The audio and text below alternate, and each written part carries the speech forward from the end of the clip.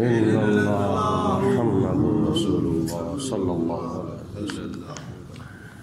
اعوذ باللہ من الشیطان الرجیم، بسم اللہ الرحمن الرحیم۔ چھٹا پارہ اور سورہ مائدہ کی آیت نمبر 3 ہے، جس میں اللہ تعالیٰ نے کچھ حرام جانوروں کا ذکر کیا ہے کہ فلاں فلاں جانور حرام ہے۔ اس کے علاوہ کچھ ایک دو اور چیز بھی ہے۔ خدا تعالیٰ نے ارشاد فرمایا، حرمت علیکم المیتۃ، تمہارے اوپر حرام کیا گیا ہے مردار۔ دوسرے نمبر پر والدم، بہتا ہوا خون بھی تمہارے اوپر حرام کیا گیا ہے۔ ولحم الخنزیر، اور سور کا گوشت بھی تمہارے اوپر حرام کیا گیا ہے۔ چوتھے نمبر پر وما اہل بہ لغیر اللہ بہ، وہ جانور جو اللہ کے نام کے علاوہ کسی اور کے نام سے ذبح کیا جائے، وہ جانور بھی تمہارے اوپر حرام کیا گیا ہے۔ آگے اللہ تعالیٰ ارشاد فرماتا ہے والمنخنقۃ، اور وہ جانور جو گلا دب کر مر جائے، بغیر ذبح کیے گلا دب کر مر جائے، گلا گھونٹ کر مر جائے، وہ جانور بھی تمہارے اوپر حرام کیا گیا ہے۔ والموقوذۃ، اور جو جانور چوٹ لگنے سے مر جائے، وہ بھی تمہارے اوپر حرام کیا گیا ہے۔ والمتردیات، جو جانور بلندی سے نیچے گر جائے اور گر کر مر جائے، وہ بھی تمہارے اوپر حرام کیا گیا ہے۔ والنطیحۃ، اور وہ جانور جو سینگ لگنے سے مر جائے، وہ جانور بھی تمہارے اوپر حرام کیا گیا ہے۔ وما آکا للسبع، اور وہ جانور جس کا کچھ حصہ کسی درندے نے کھا لیا ہے اور وہ حصہ کھانے کی وجہ سے جانور مر جائے، تو وہ جانور بھی تمہارے اوپر حرام ہے۔ الا ما ذکیتم، سوائے اس کے کہ اس کی ڈیتھ ہونے سے پہلے پہلے اگر تم اس کو ذبح کر لو اللہ کے نام پر تو وہ حلال ہے۔ یہ جتنے بھی جانوروں کا ذکر کیا گیا ہے مردار کے علاوہ، خون بھی ذبح کا بہتا ہوا حرام ہے، سور کا گوشت ہے وہ بھی حرام کیا گیا ہے، اور جو جانور ذبح کے وقت اللہ کا نام لینے کی بجائے کسی اور کے نام سے ذبح کیا جائے، مثلا بسم اللہ اللہ اکبر کہنے کی بجائے کسی نبی کا نام بھی لے لیا جائے تب بھی حرام ہو جاتا ہے، کسی ولی کا نام لے لیا جائے تب بھی حرام ہو جاتا ہے۔ یعنی حلال جانور کو جب ذبح کرنا ہے تو بسم اللہ اللہ اکبر کہنا ہے۔ اگر حلال جانور کو ذبح کرتے وقت بسم محمد بھی کہا جائے گا تو وہ حرام ہو جائے گا، بسم غوث اعظم بھی کہا جائے گا تو وہ بھی حرام ہو جائے گا۔ ذبح کرنے سے پہلے جتنی بار مرضی کہو کہ یہ گائے، یہ اونٹ، یہ بکرا، بکری، چھترا، دمبا، یہ فلاں نبی کی روح کو اصال ثواب کے لیے ہے یا فلاں ولی کی روح کو اصال ثواب کے لیے میں نے پالا ہے، تو وہ جائز ہے۔ ذبح سے پہلے جتنی بار مرضی کسی اور کا نام آ جائے تو وہ حرام نہیں ہوتا۔ اگر ذبح کے وقت اللہ کے نام کے علاوہ کسی اور کا نام لیا جائے گا، کسی اور کا نام پکارا جائے گا، تب وہ حرام ہوگا۔ تو باقی جو جانور ہیں جو گلا گھونٹ کر مر جائے یا اوپر سے نیچے گر کر مر جائے یا چوٹ لگنے سے مر جائے یا سینگ لگنے سے مر جائے یا جس جانور کا کچھ حصہ کسی درندے نے کھا لیا ہو اس کی وجہ سے مر جائے، یہ جانور اگر مرنے سے پہلے پہلے، اگر سانس نکلنے سے پہلے پہلے، ڈیتھ ہونے سے پہلے پہلے اگر ان حلال جانوروں کو اللہ کے نام پر ذبح کر لیا جائے تو یہ جائز ہو جاتے ہیں۔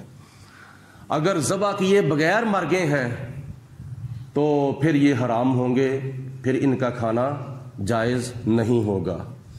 تو نبی کریم علیہ الصلوۃ والسلام نے ایک حدیث پاک ارشاد فرمائی ہے کہ ایک ہوتا ہے مردار، بغیر ذبح کیے مر گیا کوئی حلال جانور بھی تو وہ بھی حرام ہو جائے گا، وہ بھی مردار ہو جائے گا، اس کا کھانا حرام ہے۔ تو حضور علیہ الصلوۃ والسلام نے یہ فرمایا ہے کہ 2 مردار تمہارے اوپر حلال ہیں اور 2 خون بھی تمہارے اوپر حلال ہے۔ ویسے تو مطلقاً خدا نے فرمایا والدم، بہتا ہوا خون بھی تمہارے اوپر کیا نام ہے حرام ہے، لیکن 2 خون بھی تمہارے اوپر حلال ہے اور 2 مردار بھی تمہارے اوپر حلال ہے۔ وہ کون سا؟ ایک خشکی کا مردار اور ایک پانی کا مردار۔ پانی کا مردار مچھلی ہے، وہ تمہارے اوپر حلال ہے، اور خشکی کا مردار وہ ایک جانور ہے جس کو ٹڈی کہتے ہیں۔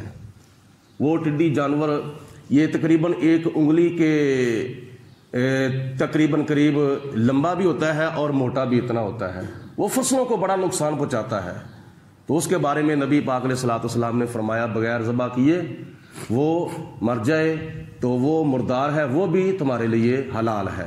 ٹڈی اور مچھلی یہ 2 مردار ایسے ہیں جو نبی پاک علیہ الصلوۃ والسلام نے تمہارے اوپر حلال فرمائے ہیں۔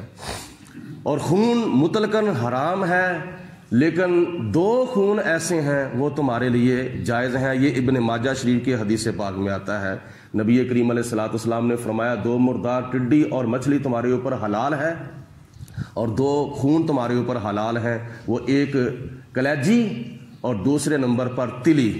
یہ 2 خون ہیں، یہ تمہارے اوپر اللہ تعالیٰ کی ذات بابرکات نے حلال فرمائے ہیں۔ آگے اللہ تعالیٰ ارشاد فرماتا ہے وما ذبح علی النصب، اور وہ جانور جو بتوں کا تقرب حاصل کرنے کے لیے ذبح کیا جائے وہ جانور بھی تمہارے اوپر حرام ہے۔ جیسا کہ خانہ کعبہ کے اندر 360 بت زمانہ جاہلیت کے اندر کافروں نے رکھے ہوئے تھے، اور ان بتوں کے آگے ایک ایک پتھر جو تھا وہ نصب کیا ہوتا تھا۔ کافر لوگ ان پتھروں کے اوپر لا کر اپنے جانوروں کو ذبح کرتے تھے، اور ان کا خیال ہوتا تھا کہ یہ میں فلاں بت کے لیے ذبح کر رہا ہوں تاکہ اس کا مجھے تقرب حاصل ہو جائے، اور پھر اس کو ذبح کر کے اس کا خون اس بت کے اوپر چھڑک دیتے تھے، اور اس جانور کا گوشت جو تھا اس کے ٹکڑے بھی اس بت کے اوپر ڈال دیتے تھے۔ اللہ تعالیٰ کی ذات بابرکات نے فرمایا کہ یہ کرنا بھی تمہارے لیے حرام ہے، اور ایسا جانور کھانا نہیں بلکہ اس کا کھانا حرام ہے۔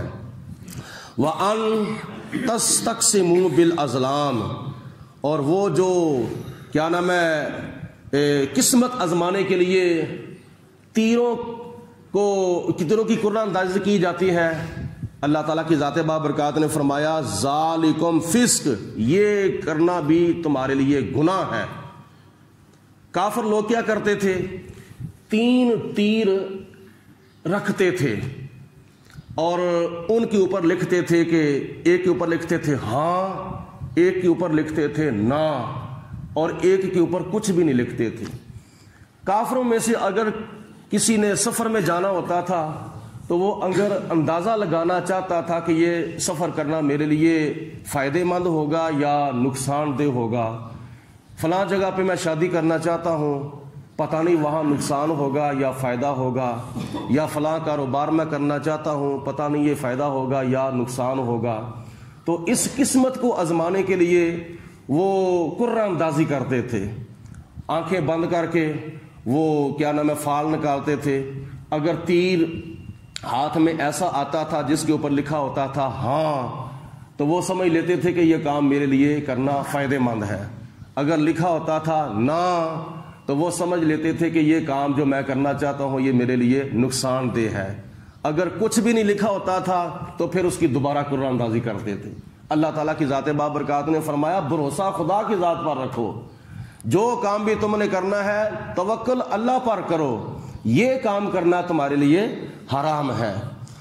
آگے اللہ تعالیٰ فرماتا ہے الیوم یئس الذین کفروا من دینکم، آج کے دن کافر لوگ تمہارے دین کے غلبے کی وجہ سے نا امید ہو چکے ہیں، مایوس ہو چکے ہیں۔ یہ آیت مبارکہ اللہ تعالیٰ نے خطبہ حجۃ الوداع کے موقع پر نبی پاک علیہ الصلوۃ والسلام کے اوپر میدان عرفات میں ماہ ذو الحجہ کی 9 تاریخ کو عصر کی نماز کے بعد نازل فرمائی تھی. جب حضور علیہ الصلوۃ والسلام خطبہ حجۃ الوداع ادا فرما کے عصر کی نماز ظہر کی نماز کے ساتھ ہی ادا کر چکے تھے تو اللہ تعالیٰ نے عصر کی نماز کے بعد یہ آیت مبارکہ میدان عرفات میں خطبہ حجۃ الوداع کے موقع پر اور عصر کی نماز کے بعد حضور علیہ الصلوۃ والسلام پر نازل فرمائی. اے میرے حبیب علیہ الصلوۃ والسلام، آپ کا دین جو ہے وہ غالب ہو چکا ہے، کافر جو ہے وہ مایوس ہو چکے ہیں، ناکام ہو چکے ہیں، نا امید ہو چکے ہیں. اللہ فرماتا ہے فلا تخشوہم، اے میرے محبوب اور اے میرے محبوب کے غلاموں، صحابہ کرام، اے مسلمانوں، اب تم نے ان سے نہیں ڈرنا، کافروں سے نہیں تم نے ڈرنا. وخشونی، اور مجھ سے ڈرنا ہے. کافر جتنی مرضی سپر طاقت بن کے دکھائیں لیکن ان کا خوف اپنے دل کے اندر نہ رکھو. اگر خوف رکھنا ہے تو میرا خوف رکھو. میں اس بات کا، اس چیز کا زیادہ حقدار ہوں کہ تم مجھ سے ڈرو. الیوم اکملت لکم دینکم، آج ہم نے تمہارا دین تمہارے لیے مکمل فرما دیا ہے. اور وَأَتْمَمْتُ عَلَيْكُمْ نِعْمَتِي، اور میں نے تمہارے اوپر آج اپنی نعمت جو ہے وہ مکمل کر دی ہے. دین مکمل کر دیا ہے، اسلام مکمل کر دیا ہے. اللہ تعالیٰ کی ذات بابرکات نے آگے پھر خوشخبری عطا فرمائی، وَرَضِيتُ لَكُمُ الْإِسْلَامَ دِينًا، اور میں نے تمہارے لیے اسلام کو بطور دین پسند کیا ہے. یعنی یہ دین محمدی جو ہے، یہ اسلام میں نے تمہارے لیے پسند کیا ہے. کوئی اور دین پسند نہیں مجھے آج، نہ عیسائیوں کا دین، نہ یہودیوں کا دین، نہ سکھوں کا دین، نہ یہودیوں کا، نہ ہندوؤں کا. کوئی دین مجھے آج، کوئی مذہب پسند نہیں. حجۃ الوداع کے موقع پر خدا نے فرمایا، اے میرے پیارے حبیب علیہ السلام اور اے میرے محبوب کے غلاموں، آج میں نے تمہارے لیے اسلام کو بطور دین پسند کر لیا ہے. فَمَنِ اضْطُرَّ فِي مَخْمَصَةٍ، اور جو کوئی بھوک کی شدت میں مجبور ہو جائے، اس کے لیے کوئی اور چیز کھانے کے لیے نہ ہو، نہ پینے کے لیے نہ ہو، اس کی موت واقع ہو رہی ہو، کوئی پتہ نہیں چند منٹوں کے بعد اس کی موت واقع ہو جائے گی، کوئی چیز اس کے پاس کھانے کے لیے ہے ہی نہیں، نہ کھانے کے لیے نہ پینے کے لیے، لیکن مر رہا ہے. اور اللہ تعالیٰ کی ذات نے فرمایا اس کی نیت یہ ہو، غیر متجانف لاسم، وہ گناہ کرنے کی اس کی نیت نہ ہو، یا حد سے بڑھنے کی یا مردار کھانے کی اس کی خواہش نہ ہو، تو اللہ تعالیٰ فرماتا ہے فَإِنَّ اللَّهَ غَفُورٌ رَحِيمٌ، تو بے شک اللہ تعالیٰ معاف فرمانے والا بھی ہے اور مہربان بھی ہے. دوسرے سپارے کے اندر اللہ تعالیٰ نے اس چیز کی وضاحت فرمائی ہے کہ وہ ضرورت کے مطابق ایسی حالت میں مردار کا کچھ حصہ جو ہے وہ چند لقمے کھا سکتا ہے، جس کی وجہ سے اس کی زندگی جو ہے وہ بحال رہے. شرط یہ ہے کہ ایک تو کوئی اور اس کے لیے چیز کھانے پینے کے لیے نہ ہو، نہ دوا ہو، نہ غذا ہو، نہ پانی ہو، کوئی چیز بھی نہ ہو جس کی وجہ سے اس کی زندگی بحال رہے. تو ایسی حالت میں وہ کیا نام ہے، ضرورت کے مطابق جس کی وجہ سے 1 لقمہ ہو، 2 لقمے ہو، 3 لقمے ہو، جس کی وجہ سے اس کی زندگی بحال رہے اور مرنے سے بچ جائے، تو اللہ تعالیٰ کی ذات بابرکات نے اس کو قرآن پاک میں مردار کھانے کی تھوڑی سی گنجائش دی ہے حسب ضرورت.